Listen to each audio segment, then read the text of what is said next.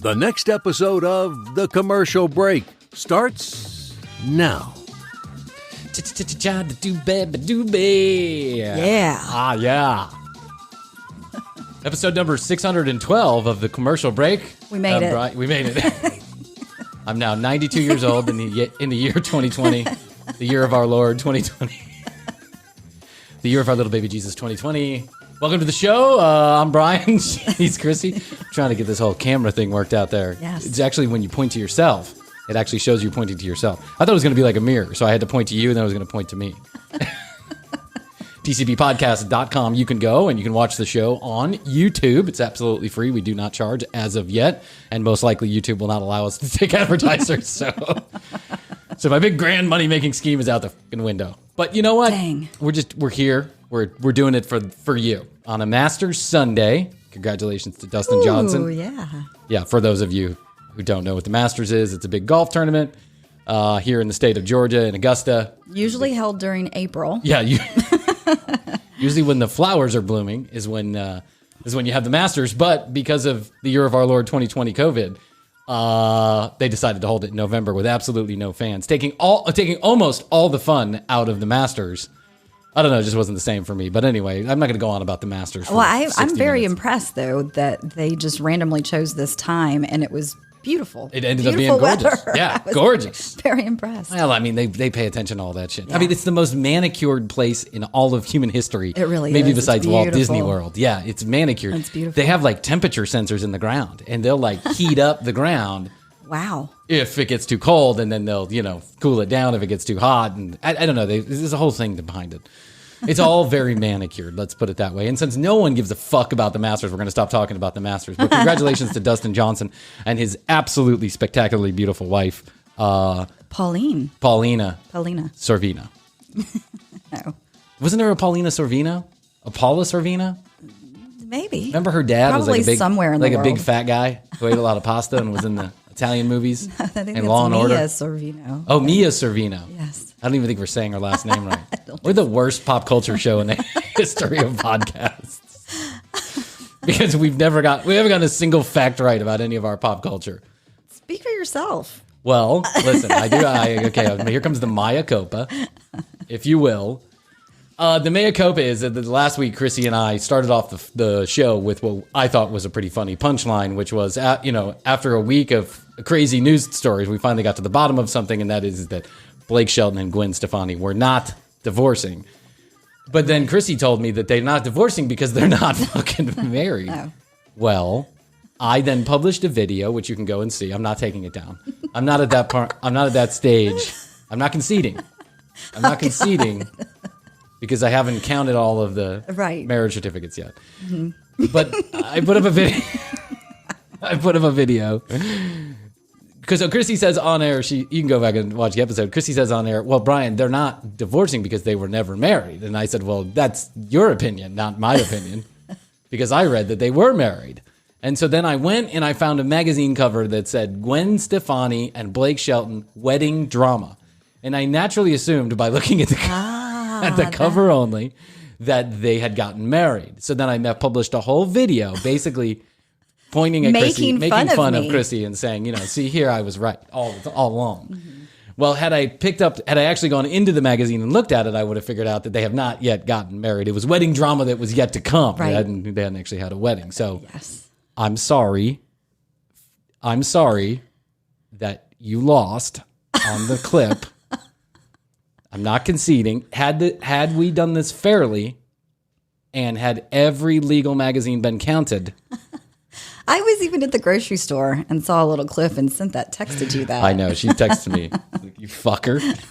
Now all of YouTube thinks I'm an asshole when actually you're the asshole. But that's how media works. That's how you spin it, boys and girls. I'm giving you a master class on how to spin media. Well, I accept your apology, Bryan. Thank you. Speaking of engagement, speaking of relationships, did you know that Kamala Harris and that guy Montel Williams dated? I did not. This is fucking nuts to me, actually. Isn't Montel Williams the guy who's like selling hard money loans on TV? I think I have seen him in those You commercials. took it. I spent years getting to the bottom of the truth on my television show, Montel Williams. And He was big for a while. I know. And now I finally figured out what the truth is with your finances. 27% payday loans are good for you. Raise your credit score, get you out of debt. Right. Help lift you economically. You too can borrow $200 and pay back $7,000. Right. But I learned that Kamala Harris and Montel Williams had dated for a while in the 90s. Okay. And During his heyday. during his cocaine days. I think she was like a prosecutor back then. So, yeah, I think is Montel Williams a lawyer? Was he a lawyer at one think point? so. Or like a politician? Didn't he like the mayor of Cincinnati or something? Oh, no, that was the other guy. I can't. That was the other asshole that had a show in the middle of the day. What was his name? Oh, God. Oh, you know it. The one that everyone went crazy on. Jerry Springer show. Jerry Springer. Yeah, he was the mayor of Cincinnati. Oh, okay. How that qualified him to have a television show, I'm not particularly sure. But it was the wing ding 90s, and we were all going crazy. Yeah. Eddie Vedder was swinging from the rafters. Ricky Lake had lost a bunch of weight, and Jerry Springer came on. Yeah. Oh, good old Jerry. Well, I mean, And Montel was in the mix. Montel was in the mix. He was Sally like Jesse Raphael might have been around then Jesse too. Raphael, yes. The red glasses. See, here was the thing: is that in case you weren't alive back then, because I know that some of our audience is younger, and then some are about to die. Some are on the back end of the curve, like me.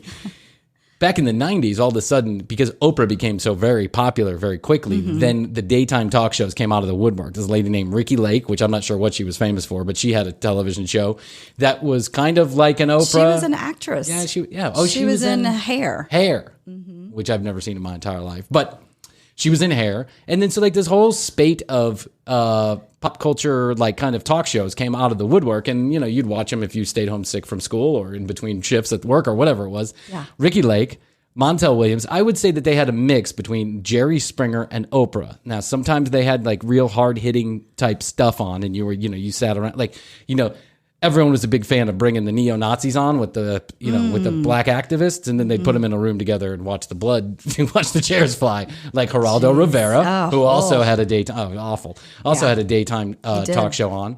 And then there was the Queen, which was Oprah. Sally Jesse Raphael was another one. I mean, there's a bunch of them. The Phil Donahue had a show on there, but Montel Williams was one of these guys who started off like Oprah Winfrey, but then quickly devolved into Jerry Springer. They all do that. It was a race to the bottom. Yeah. It was. They start off trying to be serious, and then they have to do what it takes. You got to do what it takes. Get the eyeballs. You can't let all the dollars go to Jerry. You got to spread it around. And so now, thank God, all of those programs are off the air, and we just have a couple of hard-hitting programs on that I really, quite frankly, I'm glad that we now can have some serious, stable daytime television programming like Dr. Oz, Dr. Phil, Maury Povich. If that isn't the shittiest fucking television show I have ever seen in my entire... Is it still on? Maury Povich is still on. Okay. Oh, they're still finding out who's mama. Lord. Isn't that crazy? Yeah. Wow. Who cares? Have you ever watched an episode of that? Yeah, not in a while, but... You don't record that? No, I do not. I bet my mom mom in fact, does. Dr. Phil, Dr. Phil's awful too now. Dr. Phil turned into Jerry Springer real he quick really too. did. And you know what I was ill a couple of months back. I had like a sinus infection or something, and I ended up hanging out in the bed all day long. And I watched an episode of Dr. Phil. And here's the thing about fucking Dr. Phil: that kid is making money. And I'll tell you why he's making money. It's because there's a commercial every fucking 2 minutes. There really is. It's crazy. Yeah. You cannot. Yeah. He doesn't get through a thought before he's like, "We'll be right back." And then what they do is they bumper it. And what happens, what I mean by a bumper is that they show a little video clip coming into and out of the commercials. So you never really get to the fucking point. It's Dr. Phil talks for 15 seconds, then you have a 1.5 minute bumper out, then a 1.5 minute bumper in. Dr. Phil has turned into trash TV. And at first I thought he was just this, tough talking. Yeah, doctor. He's like a doctor of like boviology or something. He studied cows. I think, right? Cow psychology. Moo, moo, moo, moo, moo. Well, Oprah endorsed him. She got him started. Oh, yeah. And then he has gone completely downhill. Oprah is not afraid of making money. Just going to throw that out there. She's done a good job at that. She has. www.tcbpodcast.com is where you can go. You can read all the show notes, find out more about Krissy and I. You can join the break room. I'll tell you why that's important in a minute. And after our break. After our break. We'll be right back.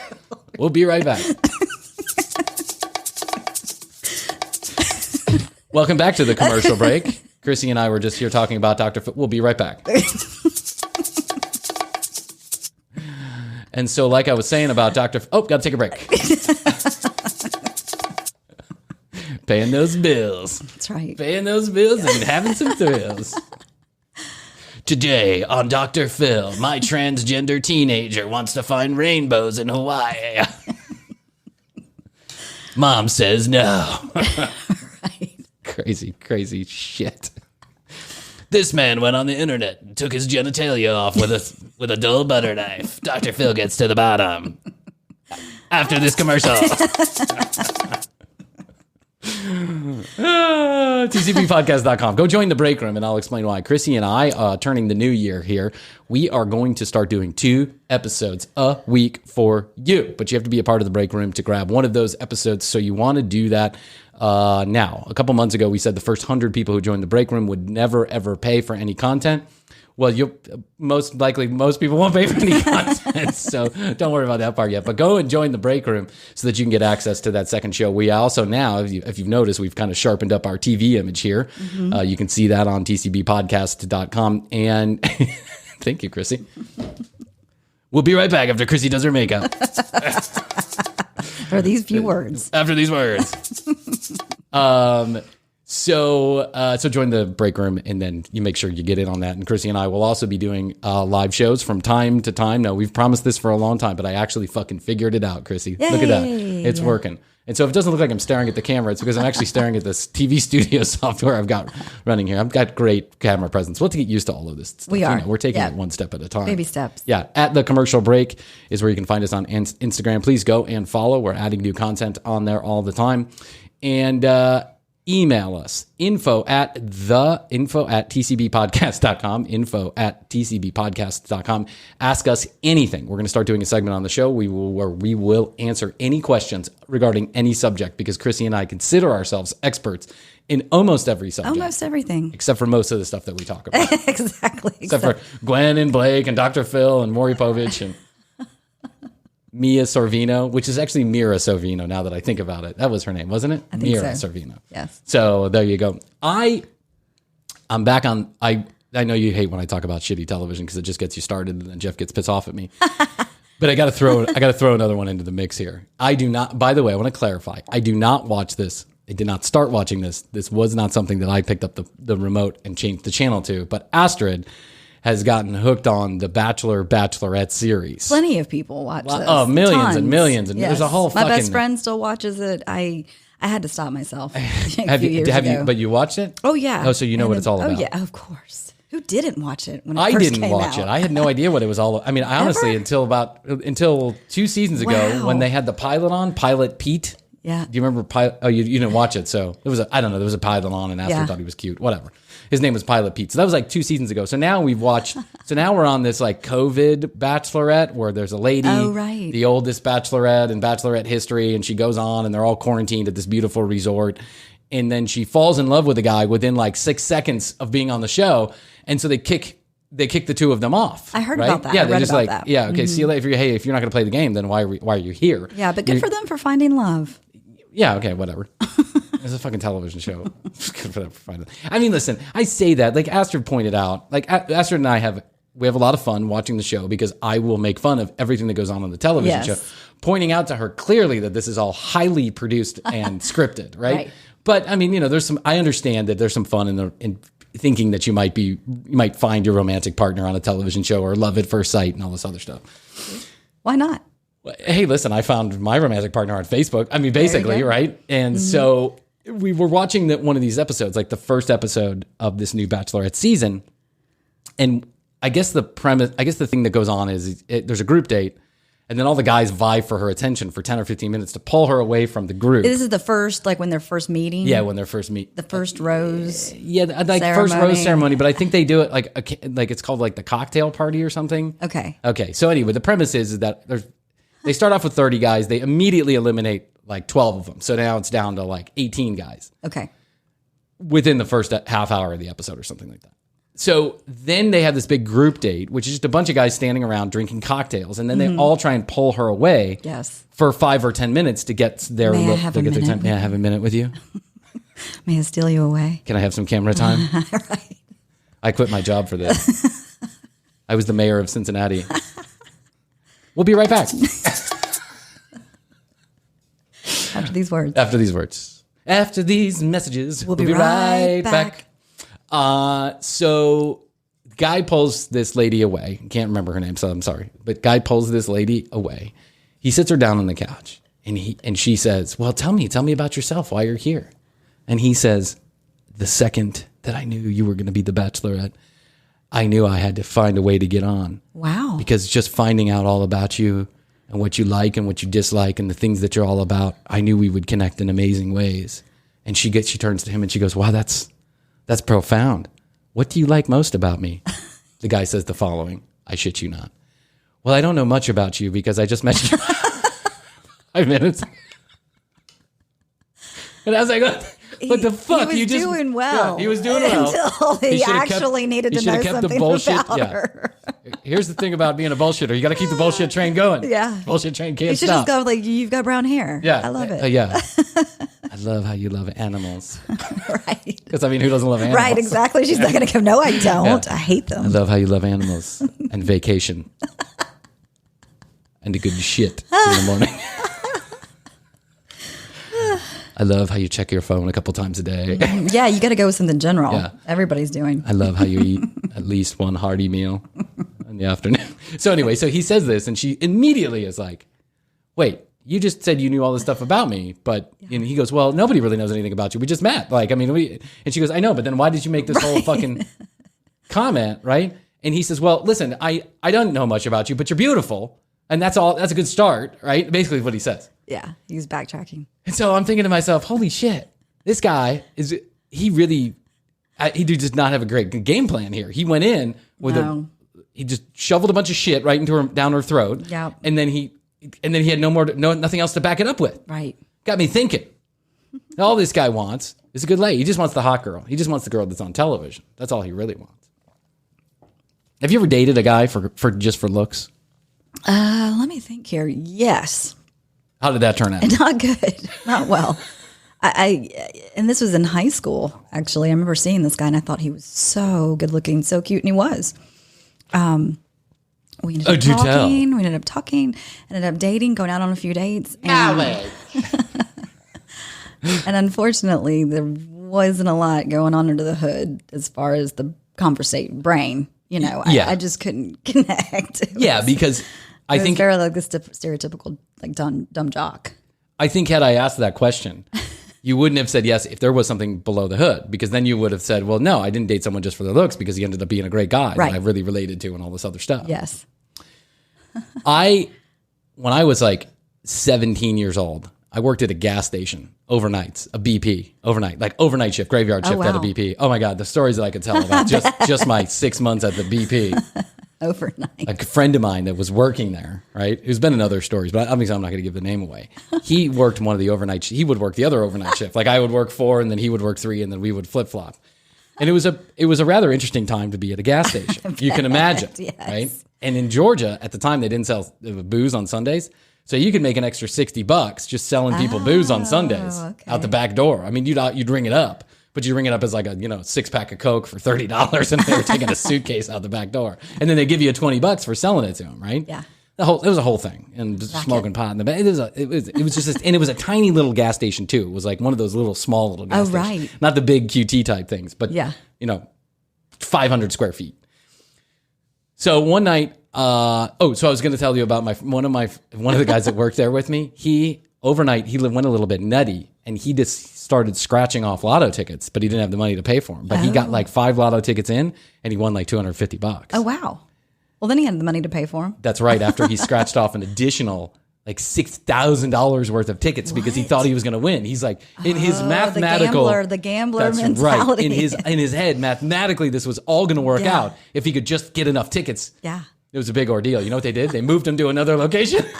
They didn't even fire the guy. Wow. That's how badly they needed help at the BP in the middle of the night. Sure. They moved him to a bigger gas station, a better gas station with more lotto tickets. Who knew? So I'm working the graveyard shift, and about 3:30 in the morning, a car full of women pull up And sometimes we would lock the doors and sometimes we wouldn't. It just really depended on, you know, Your you were vibe. supposed to, but you didn't, because it was, it was a different time and a different place, and it was in a rather suburban area. So the girls kept... The 1800s. 1822. Oh, horse and carriage pulled up. That's right. I used to work at British Petroleum. It wasn't a gas station. It was an actual well. I'd be there pumping the oil. I'd stick it through a little filter, and then we had torches. We'd dip it in the oil, and we'd light it up, and we'd say, "Hey, We got oil.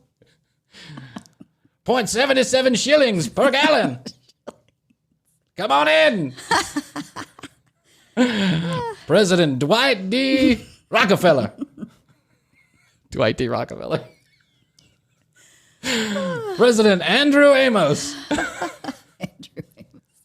The sixth president of these United States, Andrew Amos. Forgotten. A little known president there, Krissy Hodley. He had to be alive. I quickly rent and unlocked the door as soon as the girls started pumping gas, because I was not going to miss out on an opportunity to have these, what I thought was incredibly attractive women come in the time. And they did. Yes. And they stayed around for a while, and they popped a beer, and they, whatever. Yeah, they just kind of hung out for like an hour.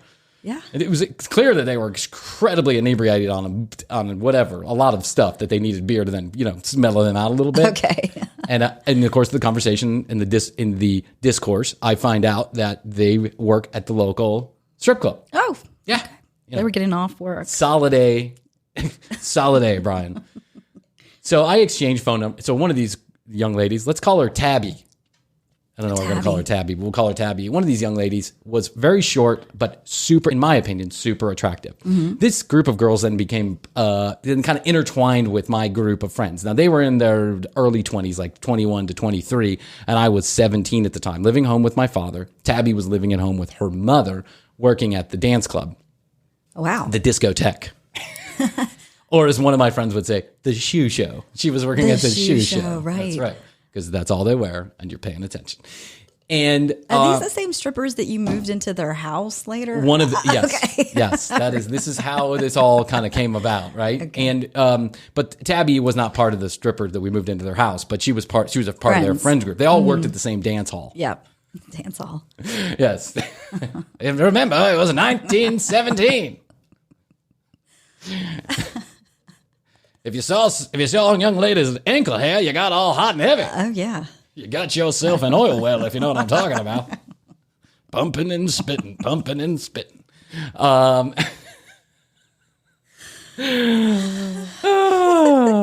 So for like I feel like at the time that me and this young lady, Tabby, that we were being pretty flirtatious with each other. Mm-hmm. The girl was a straight up bitch. I mean, there was nothing about her personality that was attractive. Okay. She was like, she's kind of miserable person. Yeah. But she was so attractive that, and I felt like we kind of had like this push and pull, like this back and forth going on.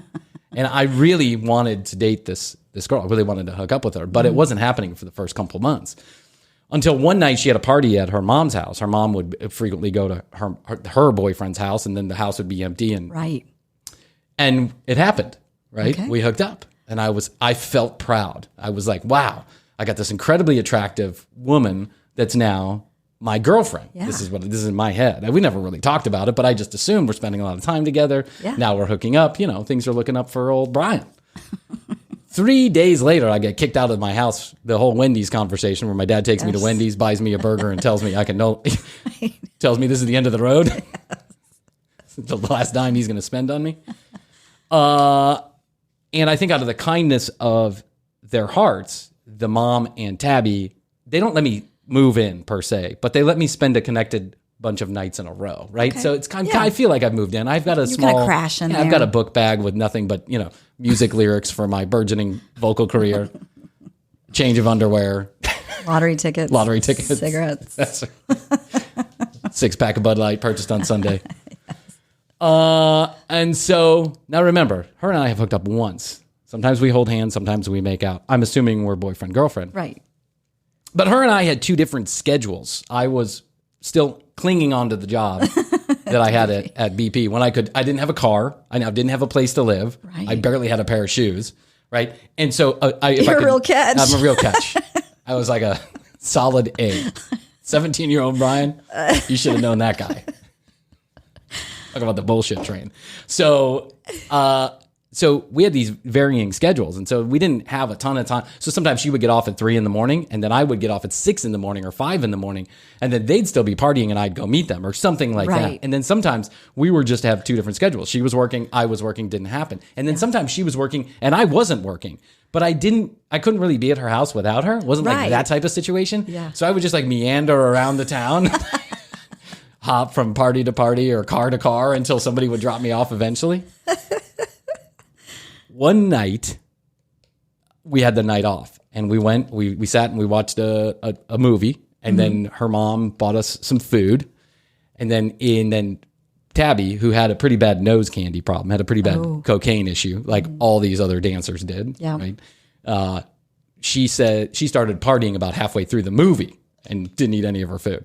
And she was like, I was like, listen, I'm really tired. I'm going to go to bed. You know, I'm stressed. I'm depressed. I have no money. I have no job. My family hates me. You know, I'm going to go to bed if that's okay. Yeah. She says, I think you should, go ahead. I'm going to stay up for a while. I think you should go in the guest room. And I was like, oh, okay. Yeah, sure. Okay. Yeah, you can party. Okay. Going to do your thing. A couple of nights earlier, I had noticed that a gentleman that owned a landscaping company had dropped her off a few times at her house or at the gas station or at the party or whatever, right? He had a long ponytail, long red hair, beard. You know, he's like 22 years old. The guy was a total douche canoozle, but he was also a drug dealer.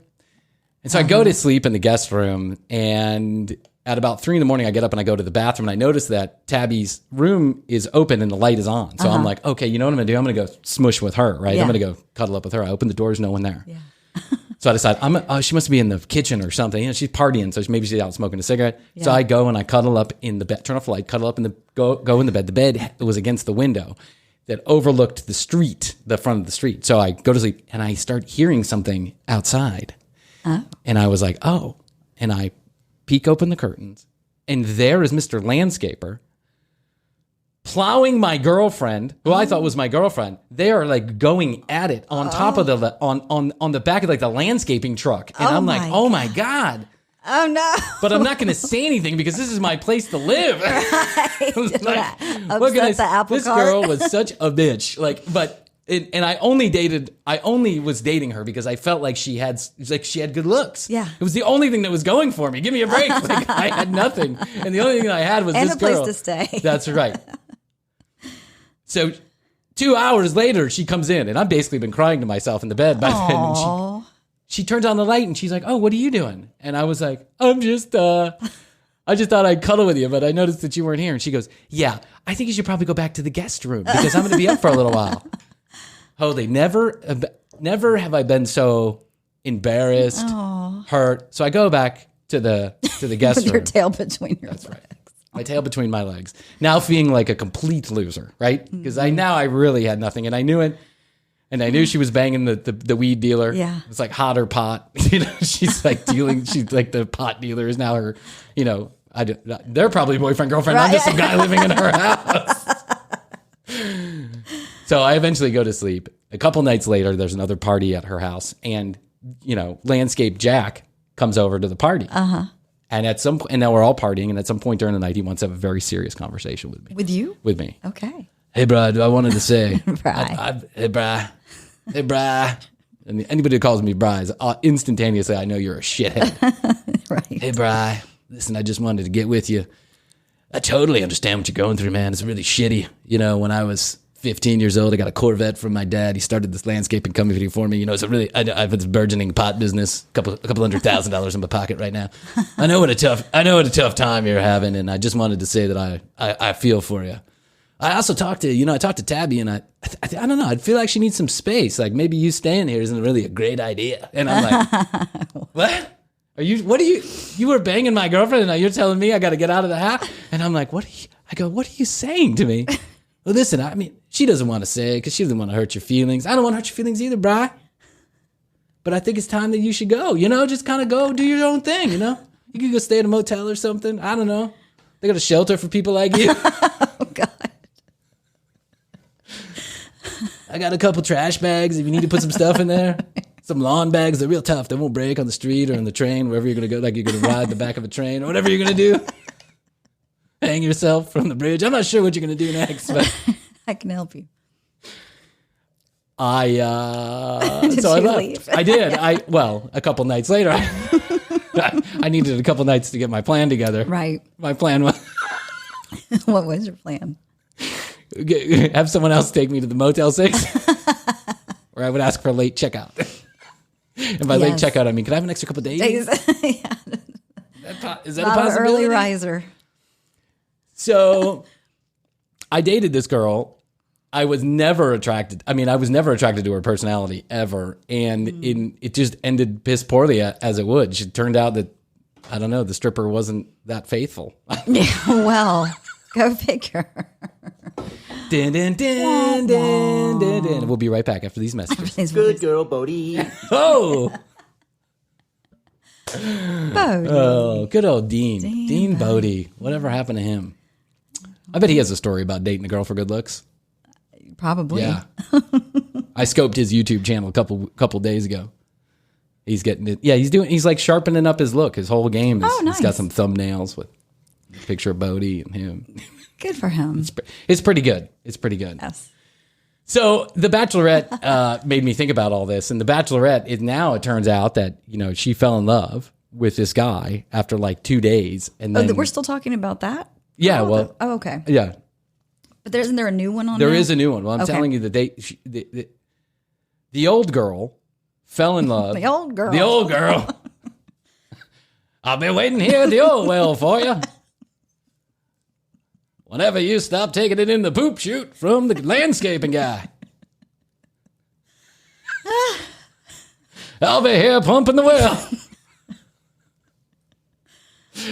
Craziest job I ever had. BP, no doubt. So she tells Chris Harrison is the guy who does this show. Yeah.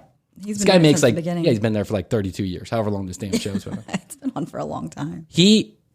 At least 20. He's making like $10 million a year, this guy, because it's the most coveted franchise in reality television show, Right. I think. He's been making like $10 million a season is what he negotiated. Wow. But on every other season that I've watched, which is like 2 or 3, he comes in. This is what he'll do.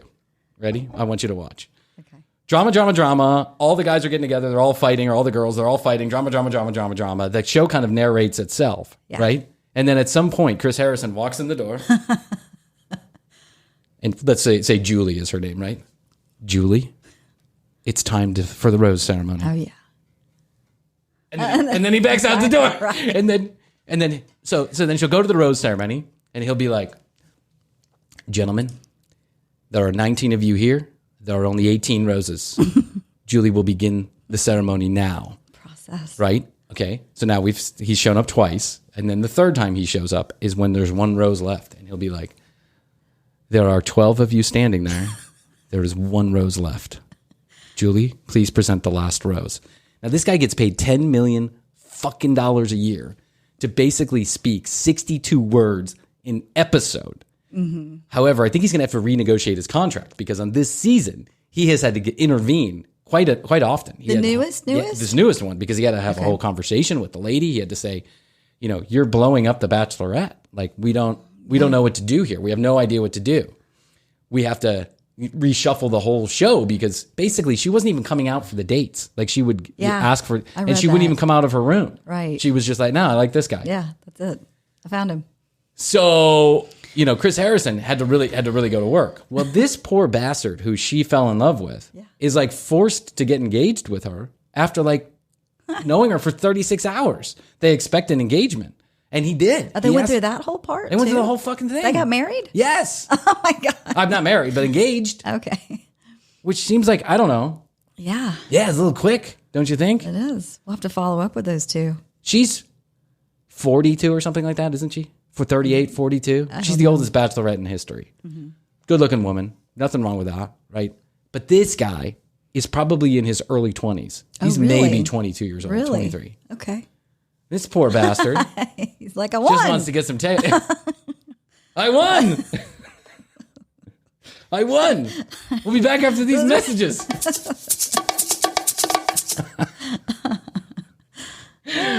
Oh man, I'll tell you what.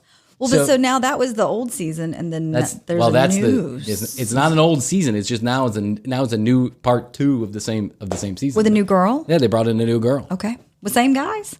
Same guys. Now here's the fucking really? Thing. Yeah. So Chris Harrison, who's now talked more than he's ever talked in his entire life. Well, I was about to say, I think where he makes his money is on it's towards the end when they do the. Oh yeah, they bring out people to tell alls. Yeah. Yeah, and he asks the hard hitting questions. Yeah, he's the hard hitting journalist. I could do that job. I mean, listen, I like Chris Harrison. I think he's a nice enough guy, but I could do that job. The fuck is so hard about that? Yeah. Julie, you have 72 and a half men left. You have 1 rose. Make a fucking decision. So I can go to the green room, get some food. So Chris Harrison comes, and there's still like 20 guys left. He comes out, and all the guys are pissed. They have no idea what's going on, but they know they haven't seen the Bachelorette in like a long time. Right. At some point, she comes out and she tells the guys herself. But after that, they're all like, "Oh, great! What do we do now? I just wasted my, I just quit my job. Yeah. I planned on being a reality star show." We'll be right back. I planned on being a reality show star. Right. And now all of my dreams have gone to shit. Now some of these guys are acting like they're really attracted to this lady, even though they had zero time with her. Right. 0 time. So there's the one guy. Were there tears? No. I mean, when you have your heart set on something, and then it just goes away without any love, without any attention, how are you supposed to just switch like that? How do you do that? I mean, some people might go, I don't do that. That's not me. That's not what I do. Chris Harrison comes out. I need you all, your journey has not ended. Oh. I need you all to make a decision about whether or not you're ready to continue your journey toward love. And that's all I can say. And this guy back in the back, I mean, how long do we have, man? How long do we have? And Astrid and I are saying to ourselves, how long do you have? How long do you need? Right. What do you need? Can I take a couple weeks and think about it here at the resort? Quarantined, paying for my lunch. And alcohol. Chris Harrison says, tonight at 7 p.m. He needs your decision. It's like 5:30. So this guy's like, so then they show a whole scene with him, I had, Kara was her name. Carol, I don't know. I had a vision of Carol and I walking down the aisle together because I thought we were really connecting. And even before I came on the show, I knew she liked dogs. I knew she ate food. I knew she had hair. I knew all these things about her. I studied what it's like to be someone with hair so that I could have empathy for her. Feel it. Feel it. That's right, Krissy Harrison. Let your emotions out. But I guess I'm just going to trudge on and keep on going. Yeah, of course you are, you shithead, because you don't have any feelings. Right. You don't have any feelings for this girl. You just want to be on television. That's what happened in the first place. No one quits their job to fall in love. That's not logically. I mean, if you fell in love and then someone asks you to quit your job to keep that love, I can understand that. Yes. But if someone comes to you, and this one guy was like a prosecutor for like a DA, he actually got voted into office, and he had to quit his job. He quit his job because he wanted to be a reality show star. Right. I said it right that time. You did. Good job. So, new girl shows up, and all of a sudden, this guy's woes are all cured, right? Yeah, he's just all shits and giggles. Until they bring an extra 6 guys in with the girl behind her, right? Ooh. And so now it's back to the original thing. Spicing things up. We've all been waiting for our chance to love. Classic Harrison. You devil. Meanwhile, because I don't believe anything that happens on these reality shows anymore after our interview with Michelle from Married at First Sight, I read that the new Bachelorette had been at the resort the entire fucking time. Oh, like waiting in the wings? Waiting in the wings, as if the production crew knew, as if the producers knew that something funny was going on already before the show even started. I don't believe any of that shit. It's hard to believe that shit. Yeah. It's hard. That's why it's very addictive, though, and that's why I stopped watching. I figured out the formula for me was if I just didn't watch the first episode, then I could be free of it. But if I watch the first episode, dang it, you're hooked. It gets me every time. I'm like, I want to know what happens. Well, it's hard not to watch after that. It is. Yeah, and now I don't turn it on purposefully, but now it's being recorded, and my wife will watch it. So if I'm not here in the studio doing something with the podcast, I'll watch too because I hate watching. I'm just I find it fun to make fun of everybody. Sure. Yeah. And I gotta say, there's gonna be like, I don't know, what do they call them? Bachelor heads or something? I don't know. Bachelor Nation, whatever they call it. Okay. But these are some of the homeliest looking brothers I've ever seen in my entire life. Really? Yeah. One guy's got a forehead the size of like mine. I mean, they all look a little strange. I just got to say the new guys or just the crop? The crop. The general crop. Okay. Yeah, the crop. I can understand why she wanted to leave. It's like you. She's like, I like you. Let's do that. Yeah, you're the only normal looking guy. He looked like that baseball player, the one that's married to Jennifer Lopez. They're not married. Oh, they're not married? I don't believe you.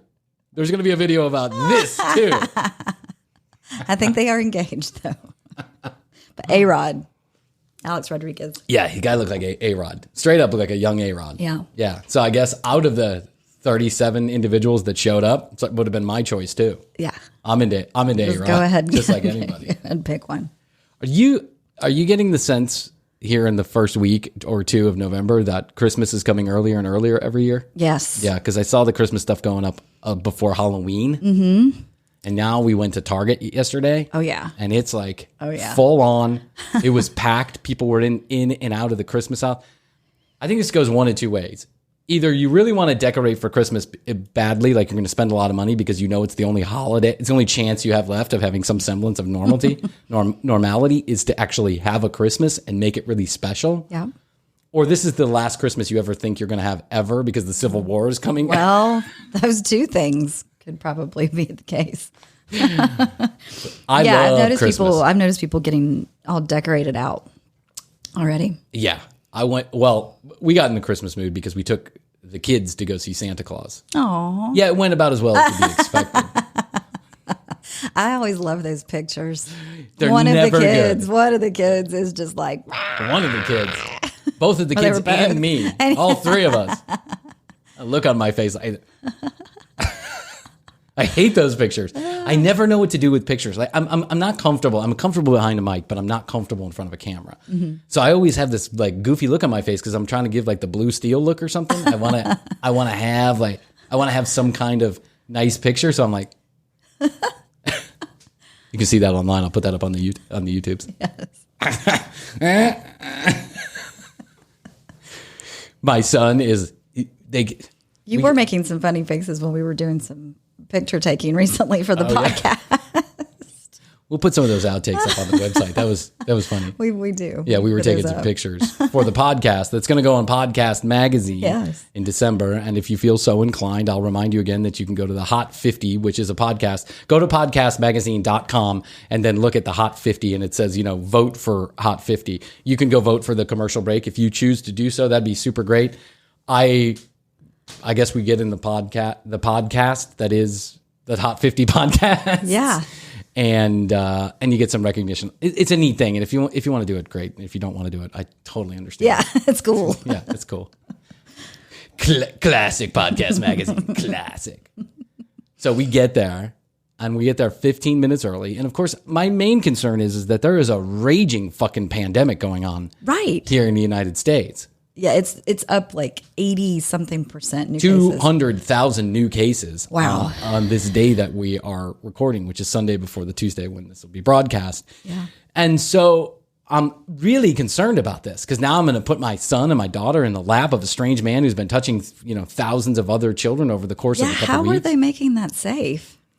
They're not. Well, here's how they're making They're not. They're not. We shoved Come our on kids in his down lap. to COVID Christmas.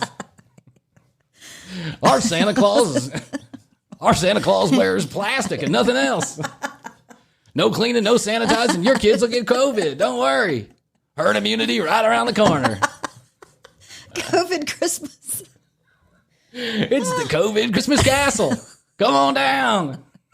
He's wearing plastic. We have 12 Santas. 11 have died. Do your kids hate Santa? We do too. We permit him to not wear a mask, no hand sanitizer. And we require that he be wrapped in plastic. Nothing else. Yeah, was he wearing a mask? No. No, that's Santa going to wear a mask, please. It's like a death trap. It could have been disguised underneath like a beard. Could have. A beard. Yeah, that would have been a little weird. Santa's got no mouth. Because the kids aren't scared enough.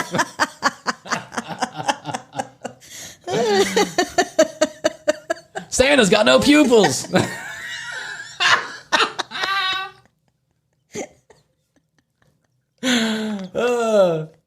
Santa boxes a young man. Cauliflower eyes, no pupils. His mouth is missing. Step right up. Yeah, step right up.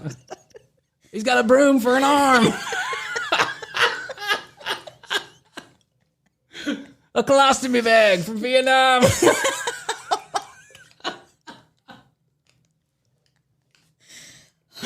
Remember that hair Michael Jackson had? Same hair. His hair melted in the Pepsi commercial. Come on down to Christmas Cove Castle. We'll take care of you. Oh my gosh. This sounds like a great outing. Woo! Whee! We call him Sickle Cell Santa.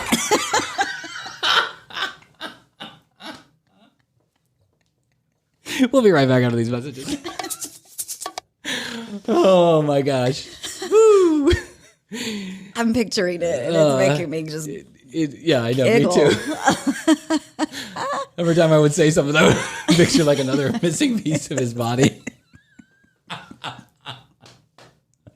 So they weren't sanitizing or masked up? Got cornbread pans for knees.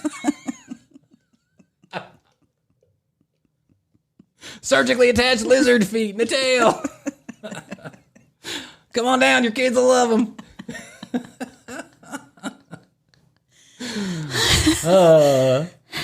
It's like the Walmart Santa. Oh, did you have to make an appointment to go do this? Yeah, you got to make an appointment because this is like the best Santa in all the nation. It's that one. Okay. There's one at Phipps Plaza here in Atlanta. It was one of the highest paid, maybe individuals in the history of Earth.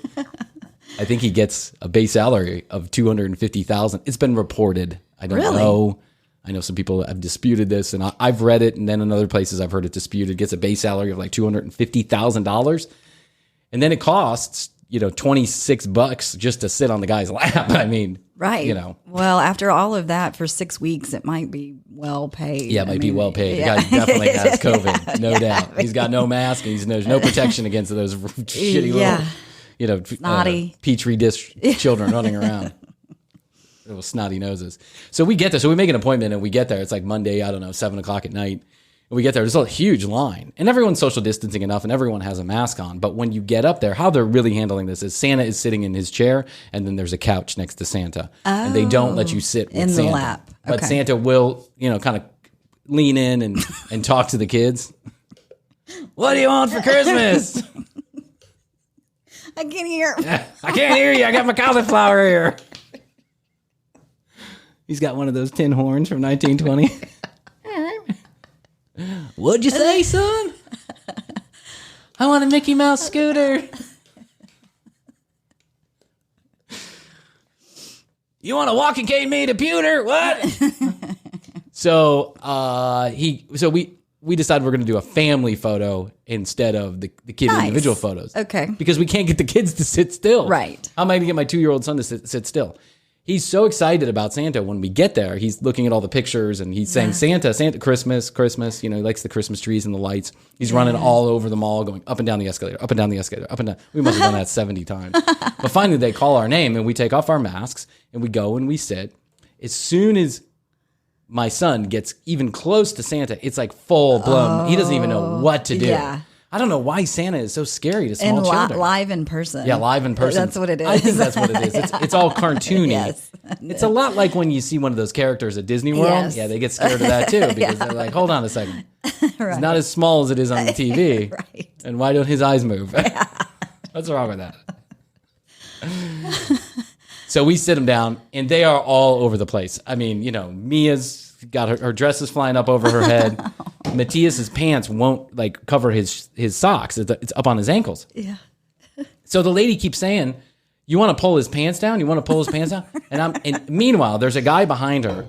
A guy who's an elf. Yeah, an elf, right? who's a little effeminate, right? And he's like, hi, look over here. Look, it's Elmo. Do you like Elmo? And he's like running around. He's got a horn. He's got a bell. Ding, ding, ding, ding, ding. Smile. You're so cute with your little curls. Smile. Meanwhile, my son is like, he's like, fuck you. Right. I don't know what you're having a conniption fit back there, but this is, all I want is like give me the phone with. Right. I want to watch 60 Minutes on my dad's phone. Is that okay?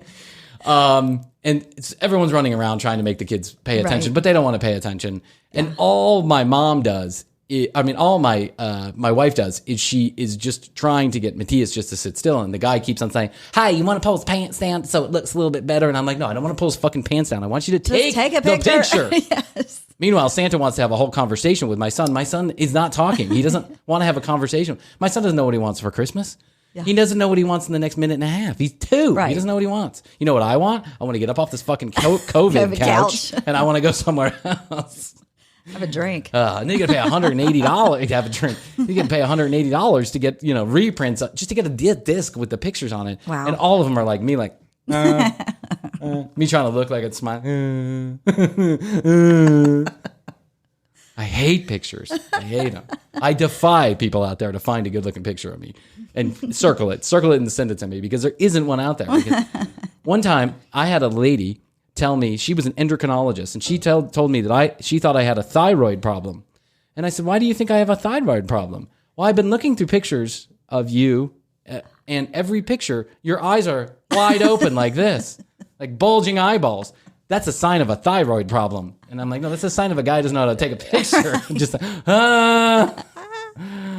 oh my God, holy. It's too much. It's too much. The kids don't care about Santa Claus. No. But I understand. My wife said, there's one normal thing that we're going to do this year is we are going to go and we're going to take a fucking picture with Santa Claus. There you go. And then, we'll leave the rest to, we'll be right back. No, I'm kidding. The actual end of the show. That's the problem when you do that all show. Now people think you're going to be back in a few minutes. We will be back in a few minutes if you belong to the break room. TCBpodcast.com is where you go to find out more information about the show. Read all the show notes. You can watch us on YouTube. You can hit us up on Instagram at The Commercial Break. Please do. We're publishing new content on that Instagram. And who knows? We might do an Insta Live, whatever they call that. Instagram movie or Instagram Live. Yeah. Yeah, we might do that now that we figured out the television software here. Only took me 6 months to figure that out. I'm glad you did. Yeah, but it looks good. It does. It looks better. Let's put it that way. It's better. It's a work in progress. Yes. So go to the website and then, join the break room. When you join the break room, you get access to the after show. The after show is a show we do afterwards, only available on YouTube and only available to those members of the break room. So we don't send the link out to everybody because then you don't feel special. That's all I got to say. Hi, I'm Montel Williams. You too. Are you in debt?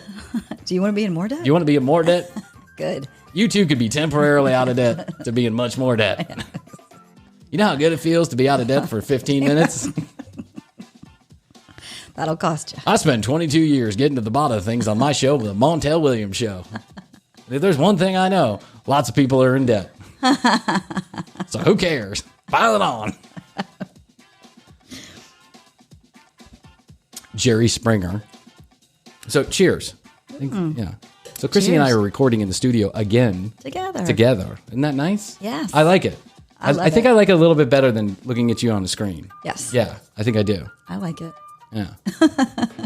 So don't forget to email us, info@tcbpodcast.com, info@tcbpodcast.com, and I'll tell you why you want to do that. You want to do that because Krissy and I are going to start doing 2 shows a week, and to get access to those 2 shows a week, you need to sign up to the break room, and we'll follow up with more information. So join us on the after show. We're going to be right there in just a couple minutes. Click on the link, and what else do I have to say?